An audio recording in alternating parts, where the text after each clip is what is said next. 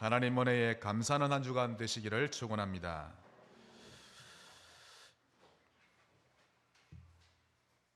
오늘은 본문을 가지고 최고의 스승 보혜사라는 제목으로 하나님의 말씀을 받겠습니다.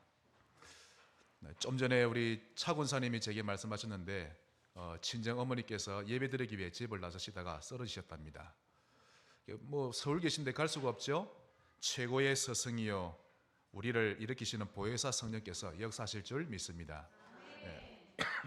기도하는 마음으로 하나님 말씀에 임해 주시기를 바랍니다. 오늘 정말 중요한 말씀을 드립니다. 귀를 기울이시고요. 오늘 이 말씀이 전부 여러분의 신비에 새겨지기를 바랍니다. 복음과 종교, 여러분은 반드시 정확하게 이해하고 있어야 합니다. 복음, 종교, 이 두 가지가 정확히 구분되느냐 안 되느냐에 따라서 지구의 운명이 결정되어지는 것입니다. 이 말이 이해가 될 때 여러분은 진짜 복음을 이해를 하신 겁니다. 지구를 망치는 것이 무엇일까요? 전쟁? 테러? 강도, 살인마입니까? 아닙니다. 사실 이런 것은 인간이 영적으로 병들어서 저지른 결과물에 불과합니다. 오히려 왜 그리도 인간이 병들어 버렸나 그 이유를 아는 것이 더 중요하고 그런 인간을 어떻게 도와야 하는가라는 것이 중요한 것이죠. 천재지변이나 기상악화가 지구를 망치는 주요인입니까? 아닙니다. 어차피 우리는 한 번 죽는 인생인데 좀 더 빨리 간다는 것일 뿐 그것이 지구를 망치는 요인은 아닌 것입니다. 오히려 죽은 이후에 어디로 가느냐 하는 것이 몇 천만 배, 몇 억 배 더 중요한 것입니다. 이처럼 영적 사실에 오늘 눈을 번쩍 뜨셔야 합니다. 지구를 망치는 주 범인은 교회입니다. 교회가 종교의 일을 하면 지구는 계속 망가지게 됩니다. 이 말이 이해되시기를 바랍니다. 사실이 보여지면 알게 되어 있습니다. 반대로 지구를 살리는 주인공은 교회입니다. 왜냐하면 교회에게만 복음을 주셨기 때문이죠. 그러므로 교회는 복음만 말해야 합니다. 이유는 종교는 마귀의 일을 해결할 수 없기 때문입니다. 그 어떤 종교적인 행위로도 우리 죄의 티끌만큼도 해결할 수 없고 그 죄로 인해 겪게 될 재앙과 저주 막을 수 없기 때문입니다. 여러분, 귀신이 어떤 집안을 딱 점 찍어 놓고 대를 이어서 괴롭히는데요. 사람들은 손수무책입니다. 어찌할 수 없는 것이죠. 겨우 이 방법 저 방법을 취해 보는데요. 그런데 귀신은 자기가 시키는 대로 안 하면 사람을 더 괴롭힙니다. 이 명태 대가리 방향만 조금만 탁 틀리게 놔도 우환을 터뜨립니다. 차 사고를 일으키기도 하고 갑자기 큰 병에 걸리기도 하고 특히 자식에게 문제를 일으키죠. 이래 되면 부모는 벌벌벌 뜹니다. 다른 사고보다 자식에게 문제 오면 부모들은 이제 초긴장 상태가 되어지죠. 그때부터는 제사 확실하게 지냅니다. 아무리 돈이 많이 들어도 굿을 여러 번 하게 되고요. 그것만으로도 안심이 안 돼서 대문 앞에 소금 뿌리고 부적 갖다 붙이고 입춘대길 딱 갖다 붙입니다. 봄이 들었으면 크게 길한다 뜻이죠. 여러분, 그런 거 붙인다고 크게 길어지는 것 아닙니다. 또 사업하는 사람들은 자기 사무실 문 위에다가 말린 명태 새끼줄에 딱 묶어가지고 매달아 놓습니다. 그렇게 무당이 시키는 대로 다 해보지만 그럼에도 불구하고 우환은 끊이질 않고 집안은 늘 어두운 기류가 흐르고 있는 것입니다. 현장은 이렇게 고통을 겪고 있는데 교회가 복음을 강조하지 않고 윤리만 강조하고 율법만 강조하고 작은 일에 무너져버리고 그 교회 하나님이 싫어하십니다. 바리새인 교회가 딱 좋은 예죠. 물론 나쁜 짓 하며 사는 것보다 윤리적으로 착하게 사는 것 옳습니다. 계명을 무시하고 사는 것보다 계명대로 사는 것이 100배 1000배 더 옳죠. 문제는 사단이 죄라는 도구를 이용해서 끊임없이 사람들을 무너뜨리는데 거기에 사람들은 노출되어 있고 이길 힘이 없다는 것입니다. 그러므로 인간에게는 늘 복음이 필요하고 24시간 365일 항상 복음이 필요합니다. 그래서 저는 오늘도 그리스도, 어제도 그리스도, 오늘 아침에도 그리스도, 이렇게 그리스도가 갈급해지게 된 것 감사하셔야 합니다. 우리는 순간순간마다 마귀의 일을 멸하신 만왕의 왕 예수님이 필요하고 죄와 사망의 법에서 해방시켜 주신 참 제사장 예수님이 필요합니다. 인간 스스로는 그 어떤 영적 전쟁도 이길 수 없으니 아예 우리 안에 들어오셔서 임마누엘과 함께 하시는 예수님이 필요한 것입니다. 이것을 보고 복음이라고 하지요. 그런데 교회가 이런 복음을 말해줄 줄 모른다면 그 교회는 교회로서의 기능을 상실한 것입니다. 성경 공부 많이 해야 되겠지만 교리 중심으로만 하지 말고 복음 중심으로 성경을 알아가야 합니다. 진짜 성경이 무엇을 말하는지 중요하죠. 그래서 선생님이 중요한 것인데 어떤 선생님을 만나냐 하는 것이 중요하죠. 참 선생님이란 그 역량은 매우 지대합니다. 복음이 처음 들어왔던 우리나라에 그 일제시대 때부터 1990년 전까지만 해도 한국 교회 안에는요, 교회학교 선생님들로 꽉 찼습니다. 너나 나나 할 것 없이 내가 아이를 가르치겠습니다. 내가 정말 교회 선생님 하고 싶습니다. 이랬었죠. 한국은 일제강점기와 6.25 사변이라는 두 번의 큰 전쟁을 겪었지만 교회학교 선생님들의 그 헌신과 수고 덕분에 우리나라가 빠른 기간 안에 가난을 탈피할 수가 있었죠. 그리고는 지금은 문명대국으로 발전하게 되었습니다. 세계 모든 전문가들이 예측을 똑같이 했습니다. 특히 6.25 이후로는요, 대한민국 강산 95% 이상이 다 폐허가 다 됐죠. 전부 다 대포받치고 좀 엉망진창이 된 겁니다. 그래서 전문가들이 그때 밝히기를 한국이 회복되려면 최소한 100년은 걸릴 것이고 어쩌면 200년 이상 걸릴 수도 있다라고 예측했지만 거의 30년 만에 한국은 회복되었던 것입니다. 이 일에 가장 저력이 되었던 것은 그 당시 한국 전역에 누룩처럼 번지고 있던 이 복음의 능력이었는데 그 복음의 능력을 심부름했던 자가 교회학교 선생님이었던 것입니다. 부인할 수가 없죠. 그분들의 노력과 수고 덕분에 한국에는요, 신학교에 지나가는 학생 수 정말 많아졌고 한 해 목사로 안수받는 사람이 수백 명이 될 정도가 되기도 했었습니다. 선교사 파송하는 수가 세계 2위가 되었죠. 1위는 미국이었고 한국은 문명만 발전한 것이 아니라 복음이 급성장하게 된 것입니다. 하지만 지금은 그러질 못합니다. 다들 잘 먹고 잘 살게 되고 또 더 이상 신앙생활에 대한 박해가 없어지다 보니 이상하리 많지 한국 교회는 병들기 시작했습니다.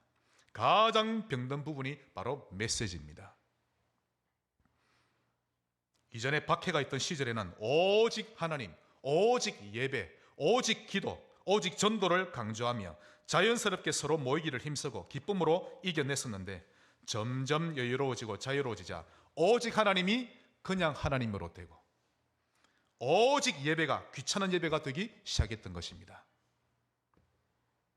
그렇게 교회가 점점 약해져 가더니 이제는 결국 교회 붕괴 시대까지 맞이하게 된 것입니다. 얼마 전에 제가 국민일보를 봤는데요, 더 이상 교회 성도들이 주일학교 교사로 헌신하지 않으려는 분위기가 거의 만연하다고 합니다.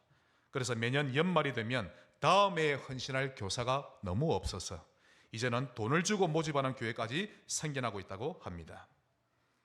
이유는 성도들이 주말만 되면 교회는 한 번씩만 나가면 되고 웬만하면 주말에 가족끼리 놀러 가거나 혼자 여행하려고 한다는 것입니다. 저는 개인적으로 볼 때 참 잘됐다 생각됩니다. 주일학교 교사 줄어들어도 됩니다. 이유는 복음 없는 사람이 교회학교 교사가 되면 안 되기 때문입니다. 복음에 대한 마인드가 없는 사람이 영적인 스승이 되면 큰일 나죠. 그 영향이 너무 큰 것입니다.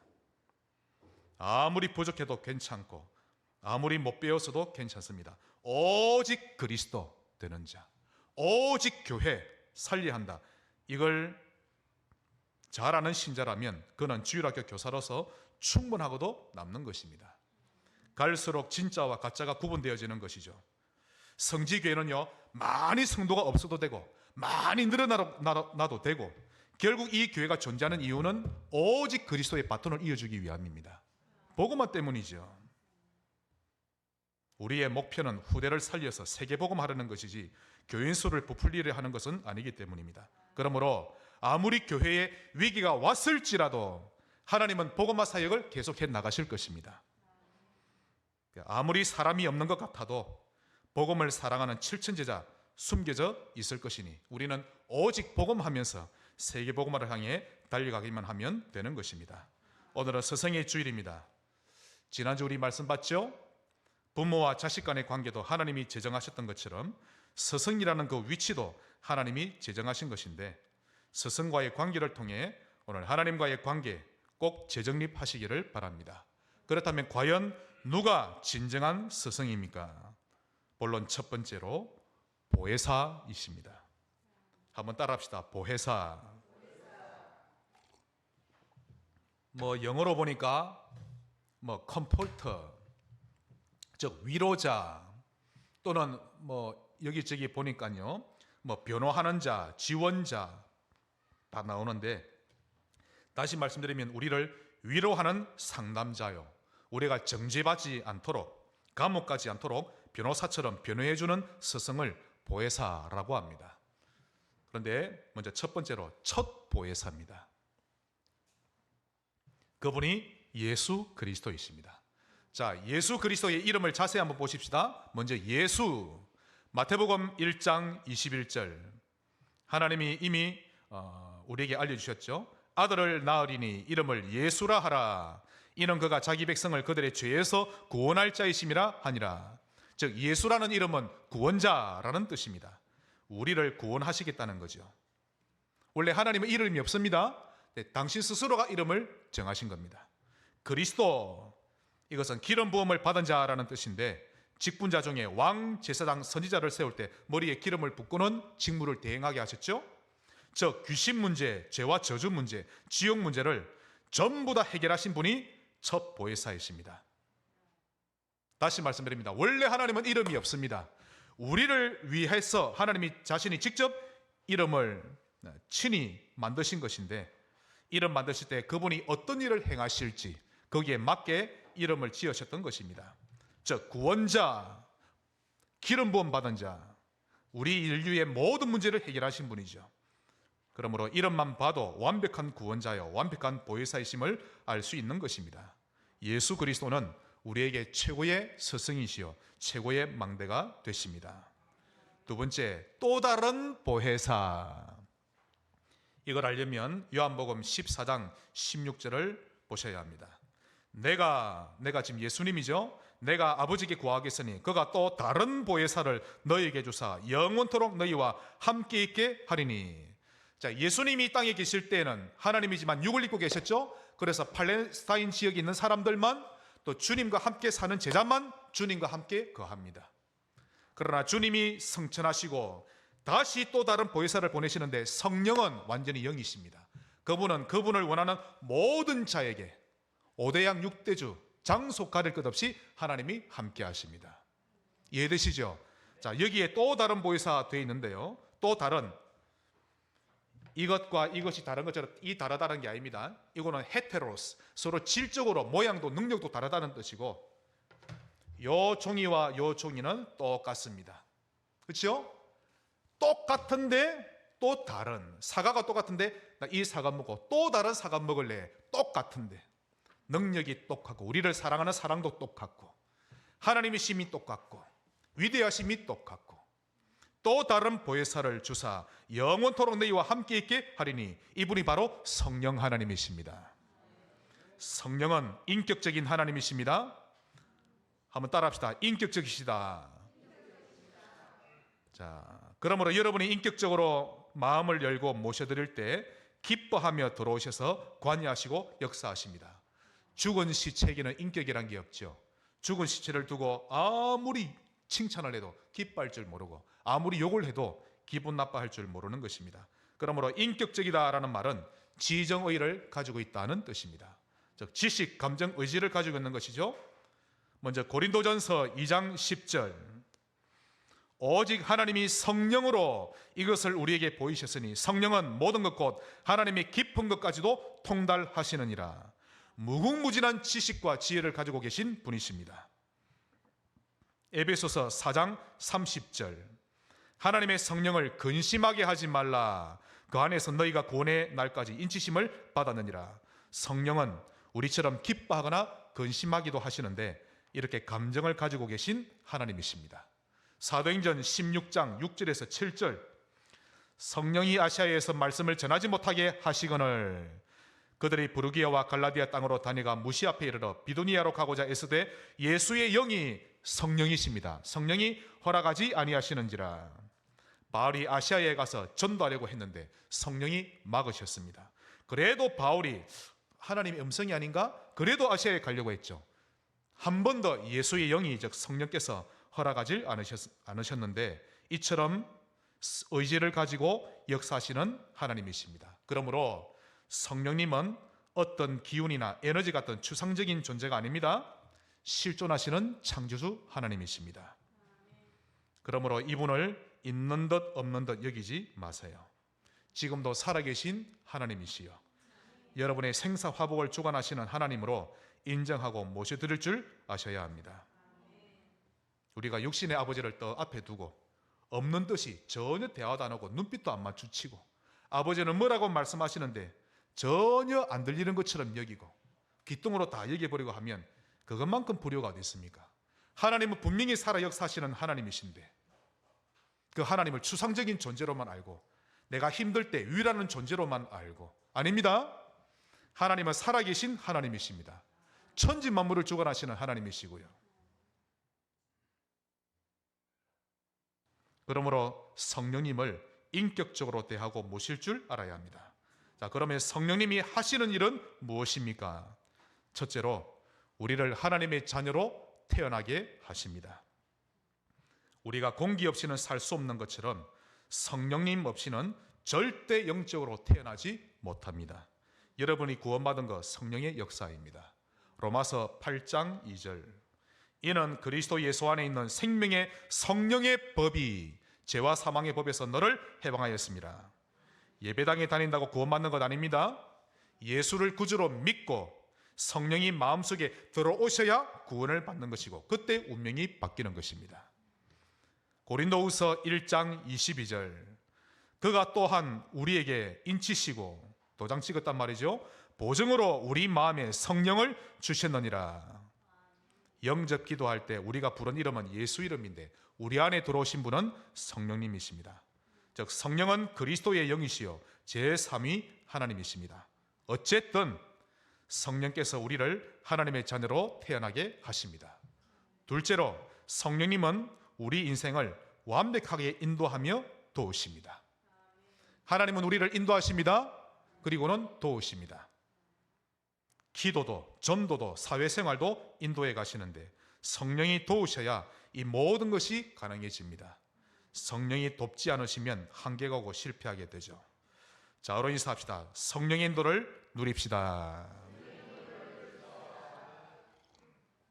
큰 두 번째로 이 서성이라는 제도는 하나님이 만들어 놓으셨습니다.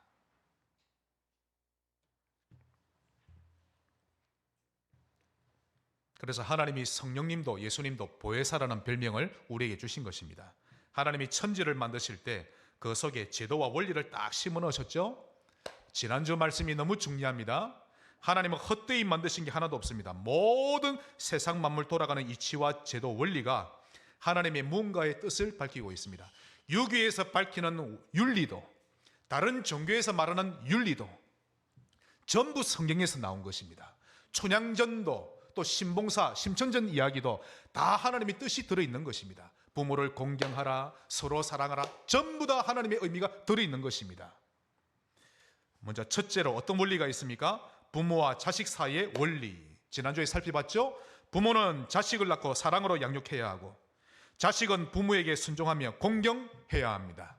하나님이 정해놓으신 원리입니다. 신명기 27장 16절 그의 부모를 경홀히 여기는 자는 저주를 받을 것이라 할 것이요 모든 백성은 아멘 할지니라.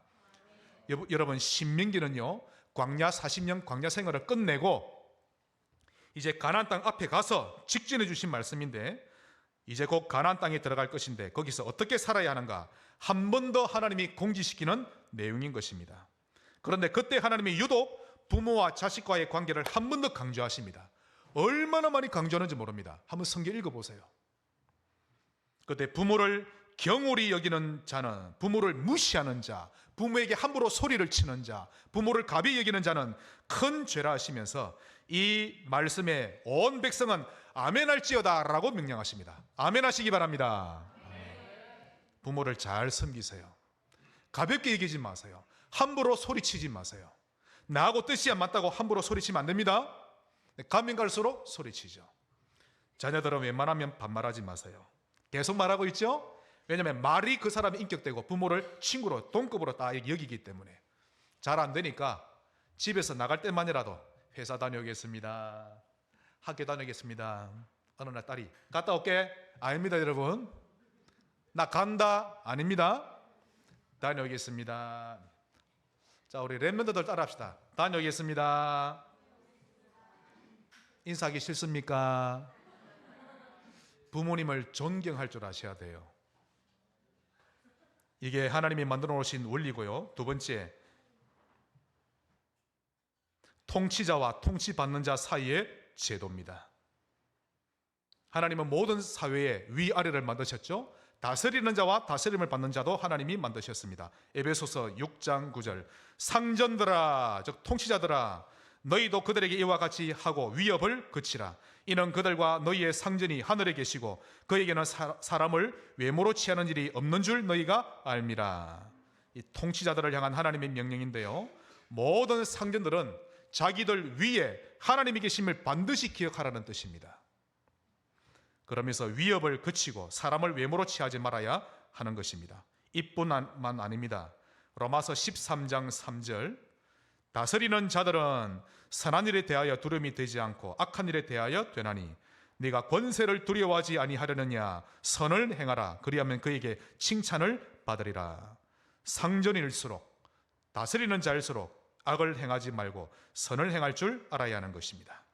그 다음 통치받는 자들을 향해서도 하나님은 말씀하셨습니다. 로마서 13장 1절에서 2절 각 사람은 위에 있는 권세들에게 복종하라. 권세는 하나님으로부터 나지 않음이 없나니 모든 권세는 다 하나님께서 정하신 바라. 권세가 어디서부터 나온다고요? 하나님으로부터. 그러므로 권세를 거스르는 자는 하나님의 명을 거스름이니 거스르는 자들은 심판을 자취하리라. 모든 권세는 하나님으로부터 나온 것입니다. 그러므로 대통령을 비방하지 말아야 합니다. 나하고 노선이 달라도 대통령을 비방해서는 안 됩니다. 성도 여러분 아시겠지요? 여러분은 정치 색깔을 가지지 마세요. 우리 색깔은 오직 보혈의 색깔입니다. 빨간색, 예수님 보혈. 대통령을 절대 비방하지 말아야 하고 위정자들을 위해 기도해야 합니다. 권세 주관하는 악령들이 그들을 속이지 못하도록 중보기도 해줘야 하는 것입니다. 뿐만 아니라 에베소서 6장 5절 7절 종들아, 즉 다스림을 받는 자들아, 모든 직원들아, 두려워하고 떨며 성실한 마음으로 육체의 상전에게 순종하기를 그리스도께 하듯 하라. 눈가리만 하여 사람을 기쁘게 하는 자처럼 하지 말고 그리스도의 종들처럼 마음으로 하나님의 뜻을 행하고 기쁜 마음으로 섬기기를 주께 하듯 하고 사람들에게 하듯 하지 말라. 직원들은 성실한 마음으로 일할 줄 알아야 하는데요, 눈가림 하듯 하지 말고 하나님 앞에서 하듯이 해야 합니다. 이런 모습이 신자가 세상 일에 참여하는 참된 자세지요. 일하는 자세가 좋지 못해서 복음이 비방받는 일이 없도록 해야 할 것입니다. 결국 통치자와 통치받는 자의 제도를 통해서 하나님과의 관계를 점검할 줄 알아야 합니다. 하나님은 우리를 통치하시는 분이시요, 우리는 그 통치를 받는 위치인데 하나님을 경외할 줄 알아야 하고 순종할 줄 알아야 하는 것입니다. 이런 모습이 올바른 성도의 모습인 것이죠. 그러면서 세 번째로 가르치는 자와 가르침을 받는 자 사이에도 하나님이 제도를 만드셨습니다.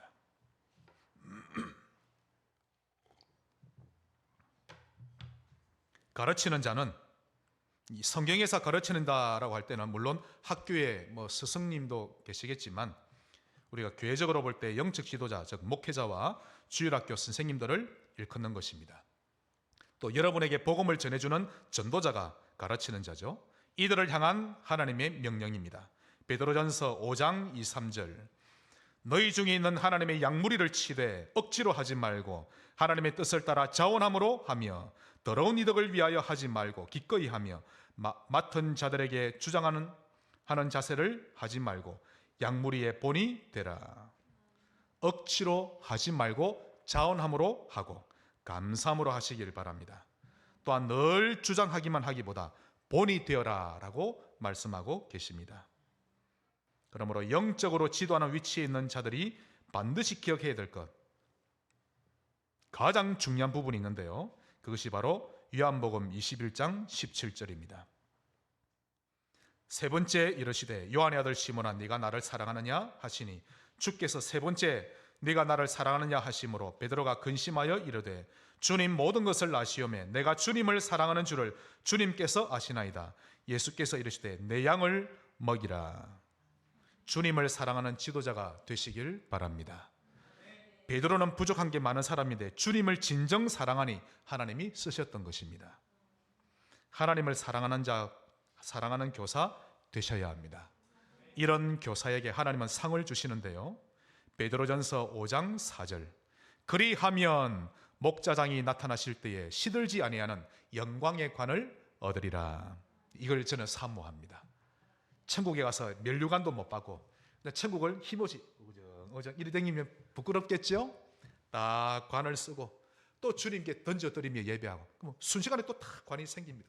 또 주님께 던져드리고 영원히 시들지 않고 항상 빛나는 영광의 면류관을 주시는 것입니다.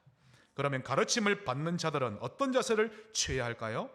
갈라디아서 6장 6절 가르침을 받는 자는 말씀을 가르치는 자와 모든 좋은 것을 함께하라. 다시 말하면 먹을 것 늘 나눠 먹어라 그 말이 아닙니다. 같이 나눠 먹으면 좋겠죠? 그것보다 멀리 떨어져 있어도 마음이 통하는 관계가 되어야 한다는 뜻입니다. 모든 좋은 것을 함께할 만큼 마음이 통해야 하는데요. 이들은 지도자와 함께 말씀을 가르치는 자와 받는 자가 말씀의 방향이 신기하게 통하고 기도 제목이 통하고 전도 마인드가 통하는 것입니다. 포럼이 통하는 거죠. 또한 핍박이 오면 함께 이겨내고 좋은 일이 있으면 함께 즐거워하는 것이 바로 이런 관계인 것입니다. 이보다 더 중요한 것이 있는데요. 사도행전 2장 42절 그들이 사도의 가르침을 받아 서로 교제하고 떡을 떼며 오로지 기도하기를 힘쓰니라. 네 가지가 나오죠. 지구에 있는 모든 교회 안에 반드시 깔아놔야 할 시스템 중의 시스템입니다. 이 네 가지가. 다시 사도의 가르침을 받을 줄 알고 서로 교제하고 떡을 떼며 오로지 기도하기를 힘쓰는 일. 이 네 가지만 제대로 돌아간다면 그 교회는 가장 성경적인 교회가 되는 것입니다. 누리는 성도 되시기를 바랍니다. 마지막 큰 세 번째로 스승을 누리자. 즉 스승 보혜사를 누리자입니다. 오늘 말씀이 너무 중요한데요. 지금 말씀이 잘 들리십니까? 귀, 육신의 귀 말고 영의 귀. 말씀을 정말 잘 받아들이셔야 됩니다. 스승의 주의를 잘 지키는 모습은 하나님이 교회에 세우신 영적 지도자들과 하나가 되는 것이요 그와 함께 최고의 스승이신 보혜사 성령을 누리는 것입니다. 이를 위해 첫 번째로 성령님을 주인으로 모셔드리세요. 한번 따라합시다. 주인으로. 꼭 주인으로 모시기를 바랍니다. 여러분이 주인이 아닙니다. 하나님이 주인이십니다. 그것도 성령님이 주인이신데요. 그럼에도 불구하고 말씀 없이 살면서 나 중심으로 사는 자는 한번 삶을 자세히 보세요. 사단을 주인으로 섬기는 삶이 되어 있을 겁니다. 하나님이 주인 되는 삶을 원한다면 성령을 주인으로 모셔야 합니다. 주인과 손님은 완전히 다른 것입니다. 하나님이 손님으로 계시는 한 그분을 체험할 수 없죠. 성령님이 여러분의 과거, 현재, 미래의 주인 되시기를 간구하시기 바랍니다. 여러분의 삶에 또 여러분의 영혼의 주인 되시기를 요청하세요. 그때 역사하십니다. 이 기도가 얼마나 중요한지 악한 영들이 벌벌벌 떠는 것입니다. 한번 따라합시다. 성령님, 주인으로 오시옵소서. 여러분 진짜 마음으로 기도하시면요 사단이 벌벌 떱니다. 보혜사 서성을 누리는 방법 두 번째, 그 성령님을 계속 원하셔야 합니다. 계속 원하세요. 제가 지난 한 주간은 아마 지금까지 살아온 삶 가운데 제일 많이 좀 기도를 하지 않았나 싶습니다. 틈만 나면 성령님을 원하고, 이 설교를 주님이 주셨는데 이 설교를 하니까요, 성령님 역사해 주옵소서. 여러분 생각이 많이 나는 거 있죠. 성령님 역사해 주옵소서. 요한이 생각도 나고, 성령님 역사해 주옵소서. 우리 이정숙 성도님 생각나고, 다락방 우지, 진짜입니다. 계속 나는 거 있죠. 우리 김민혜 성도님 생각나고, 하나님 저 가정에 역사해 주옵소서. 성령님이 0.1초만 역사하면 되거든요. 성령님 역사해 주옵소서. 성령을 계속 원하셔야 합니다. 이런 영적 상태를 유지하고 있는 것이 너무 중요합니다. 미국 전역과 유럽에 복음의 꽃을 피웠던 무디 목사님, 그분은 초등학교만 나왔죠. 그래도 주일학교 교사로 헌신하다가 나중에 주의 부르심을 받고 위대한 전도자가 되었습니다. 어느 날 예배 시간에 설교하고 있었는데 그날따라 설교가 너무 힘들었고 본인도 설교하면서 지금 무슨 말을 하고 있는지도 모를 만큼 당황하며 설교했습니다. 졸고 있는 성도가 많았죠. 예배가 끝나고 내려오자 어떤 여성도가 다가와서 말하기를, 목사님, 제가 그동안 목사님을 위해 기도하지 않은 것 같아서 죄송하다는 생각이 듭니다. 그래서 오늘부터 목사님이 성령으로 충만하시도록 기도하겠습니다 하고 인사하고는 가버렸습니다. 그 말을 들은 목사님이 한편으로 미안하고 한편으로 너무 부끄러웠는데요, 몇 날이 지나도 그 성도의 말이 머리에서 떠나질 않는 거 있죠. 특히 목사님이 성령으로 충만해지도록 기도하겠습니다, 이 말이 계속 맴돌았던 것입니다. 처음에는 이게 무슨 말인지를 잘 몰랐죠. 그래서 그날부터 그분은 기도하기 시작했습니다. 간절하고도 간절하게 부르짖었죠. 틈만 나면 그 기도했고 시도 때도 없이 그 기도만 하고 다녔습니다. 하나님, 내게 성령의 충만함을 주옵소서. 그리고는 그의 나이 34살 되던 해 11월에 뉴욕 거리를 걸어가고 있었는데 그때도 하나님이여 제게 성령 충만을 주옵소서, 온통 관심이 그것밖에 없었죠. 그렇게 기도하며 걷고 있을 때 그때 갑자기 하늘에서 불덩어리가 그의 가슴에 떨어져 버린 것입니다. 목사님이 원래 키가 컸었는데요, 그 자리에서 껑충껑충 뛰기 시작합니다. 저 설교 준비하다 또 우리 송봉성 집사님 생각나는 거 있죠. 키가 크신 분인데 껑충껑충 뜁니다. 막 가슴을 끌어안고, 주변 사람들이 이상하거든요. 다 주변에 몰려듭니다. 불받은 목사님은 가슴이 진정되질 않아서 안 되겠다 싶어서 주변에 있는 친구 집으로 뛰쳐 들어갔습니다. 방을 하나 빌려서 하나님 앞에 기도하는데 성령의 불이 얼마나 많이 쏟아졌던지 너무 감당할 수가 없어서 나중에는 기도하기를, 하나님이여 이제 그만 제 몸에서 손을 떼어 주옵소서, 이러다 죽겠습니다, 그만 부어 주옵소서, 이렇게 외쳤습니다. 하기야 그동안 성령 충만 달라고 긴 시간을 간구해 왔으니 하나님이 기뻐하시며 그냥 아예 때려 부으신 것입니다. 그날 이후로 그는 성령의 충만함을 받고 난 이후로 하나님이 그를 쓰시는데 이전에 쓰셨던 것과는 차원이 다르게 그를 쓰셨던 것입니다. 미국과 영국을 뒤흔들 만큼 세계적인 부흥사가 되었고 수천만 명을 주께로 인도하는 하나님의 종이 되었던 것입니다. 성령님을 계속 원하세요. 그러므로 세 번째로, 기도 제목 중에 최고의 기도 제목은 아버지께서 약속하신 성령을 충만하게 부어 주옵소서라는 기도입니다. 하나님의 영으로 충만하면 다 되니까요. 돈 달라 하지 마시고 이것저것 구하지 마시고 위기 가운데 구원해 주옵소서 하지도 말고 제일 중요한 기도, 하나님의 영으로 충만하게 하옵소서. 초대교회 성도들은 이 약속을 언약으로 잡고 기도했는데 그 언약대로 응답을 받았던 것입니다. 그게 오늘 본문 내용이죠. 여러분, 오늘 본문 내용 잘 아셔야 됩니다.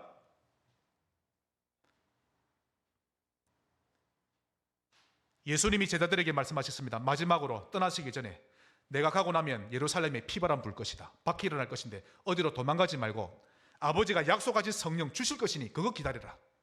몇 날이 못 되어 받을 것이다. 그리고 주님이 구름 타고 올라가셨죠. 그 120명이 마가의 다락방에 모여들었습니다. 그리고는 언약 잡고 기도했죠. 무슨 언약 잡았을까요? 오늘 본문은 요엘서 2장 28절의 그 내용이 그대로입니다. 그걸 베드로가 이렇게 말했던 것이죠. 그러면 이 요엘서 2장 28절부터의 내용은 누가 알려주신 거죠? 예수님이 성천하시기 전에 이 약속 잡고 기도해야 된다, 그대로 기도했던 것입니다. 그래서 베드로가 증언해서 말했죠. 사도행전 2장 16절로 18절. 이는 곧 선지자 요엘을 통하여 말씀하신 것이니, 즉 우리는 요엘서 2장을 잡고 기도했더니 이 뜻입니다. 일러스되 하나님이 말씀하시기를 말세에 내가 내 영을 모든 육체에 부어주리니. 자, 구약시대 때는 성령 충만을 왕, 지상, 선지자에게만 부었습니다. 아무에게 안 줬습니다. 그런데 구약에 하나님이 말씀하셨죠. 요엘 선지자에게 이제는 말세가 되면 남녀 모든 종에게, 만민에게 부어줄 것이다. 기가 차는 이야기입니다. 주님의 제자들은 전부 다 12제자는요 유대인들입니다. 거의 다. 그런데 우리도 왕, 지상, 선지자가 아닌데 우리에게 부어준다? 있을 수 없는 일이죠. 그러나 분명히 제자들은 잡았습니다. 말세의 내 영을 모든 육체에게 부어주리니 너희의 자녀들은 예언할 것이요 너희의 젊은이들은 환상을 보고 너희의 늙은이들은 꿈을 꾸리라. 그때 내가 내 영을 내 남종과 여종들에게 부어주리니 그들이 예언할 것이요. 성령이 임하면 이런 증거가 나타난다는 뜻입니다. 19절 20절 또 내가 위로 하늘에서는 기사를 아래로 땅에서는 징조를 베풀리니 곧 피와 불과 연기로다. 주의 크고 영원로운 날이 이르기 전에 해가 변하여 어두워지고 달이 변하여 피가 되리라. 그러면서 성령 충만의 목적 중의 목적은 항상 복음 전파입니다. 21절 누구든지 주의 이름을 부르는 자는 구원을 받으리라 하였느니라. 성령은 최고의 스승이십니다. 이분으로 충만하시기를 기도하시기 바랍니다. 말씀의 결론 맺겠습니다. 결론 세 가지를 꼭 기억하셔야 합니다. 첫째, 거짓 선생을 따라가지 마세요. 오늘 스승의 주일인데 거짓 선생 따라가지 말아야 합니다. 베드로후서 2장 1절 그러나 백성 가운데 또한 거짓 선지자들이 일어났었나니 이단이죠. 이와 같이 너희 중에도 거짓 선생들이 있으리라. 그들은 멸망하게 할 이단을 가만히 끌어들여 자기들을 사신 주를 부인하고 임박한 멸망을 스스로 취하는 자들이라. 십자가에 달려 죽으시고 그 피값으로 우리를 구원하신 예수님을 부인하게 만드는 자들을 따라가지 마시기 바랍니다.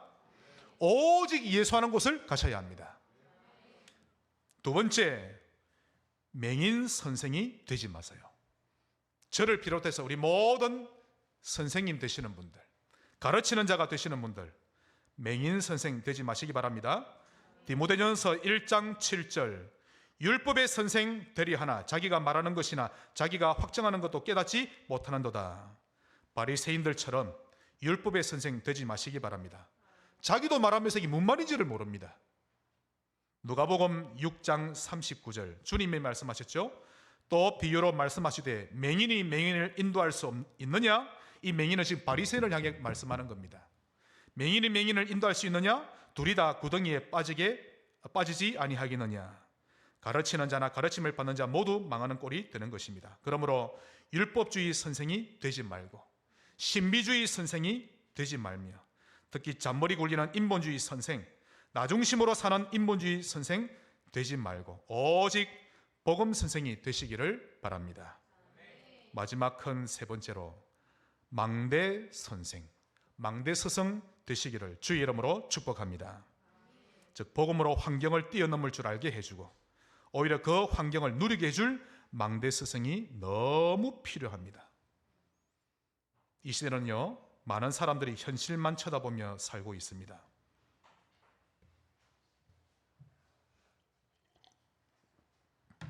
예배당이 초라하다고 늘 기죽어 사는 목사 많습니다.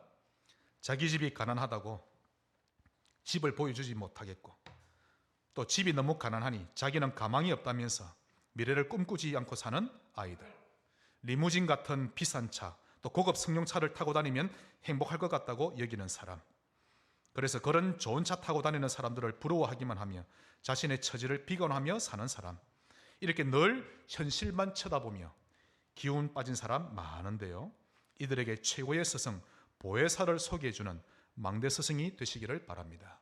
우리에게는 망대 스승이 두 분이 계십니다. 보혜사 누구시죠? 예수 그리스도 성령님. 그러나 한 하나님이십니다. 아무것도 문제 안 되는 신자로 만들어주는 망대 스승 되시기를 바랍니다.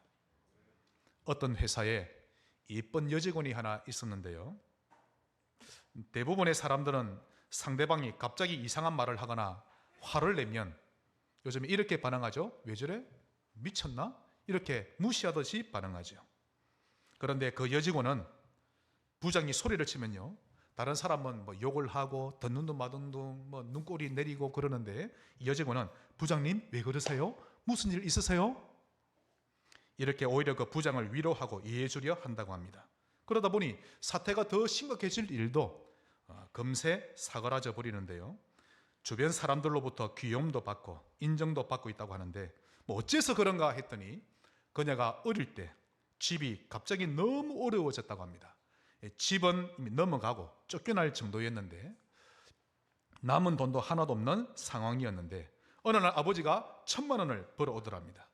그러면서 아버지가 기뻐하면서 말하기를, 얘들아 빛이 보인다, 봐라 우린 안 망한다, 절대 안 망한다, 힘내자, 그러면서 삼겹살 파티를 했다고 하는데, 그때 기억을 생각할 때 얼마나 행복했는지 모른다고 합니다. 지금도 그때의 행복이 잊혀지지 않을 만큼 기억이 생생하다고 하는데요, 그날 이후로 그녀는 인생을 사는 동안 여러 가지 어려운 일이 올지라도 문제를 대하는 부모님의 긍정적인 태도가 자기 몸에 딱 새겨졌다고 합니다. 그녀는 너무 좋은 망대 스승을 만난 것이죠. 아무것도 문제 안 되고 어려운 환경을 누릴 줄 알게 해주는 망대 스승 되어 주시기를 바랍니다. 그런데 이건 그냥 안 됩니다.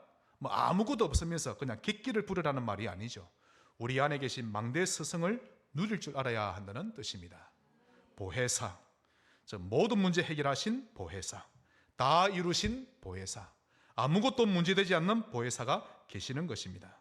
그 보혜사는 지금도 우리를 위해 말할 수 없는 탄식으로 중보기도 하고 계시는데요, 동시에 그리스도 일을 하고 계십니다. 그분이 성령님이십니다. 성령으로 충만하시기를 기도합시다. 자, 마지막, 이제는 이번 한 주간 이번 일주일만이라도 하루에 일단 낮에는 세 타임 5분씩 성령 충만하기를 기도해 보십시다. 마가의 다락방의 120명처럼 요엘서 2장 28절 딱 잡고, 하나님 내게도 성령 충만 주옵소서. 요엘 선지자를 통해 약속하지 않았습니까? 또 사도행전 1장에 기다리면 된다고 하지 않았습니까? 내게도 성령으로 충만케 하옵소서.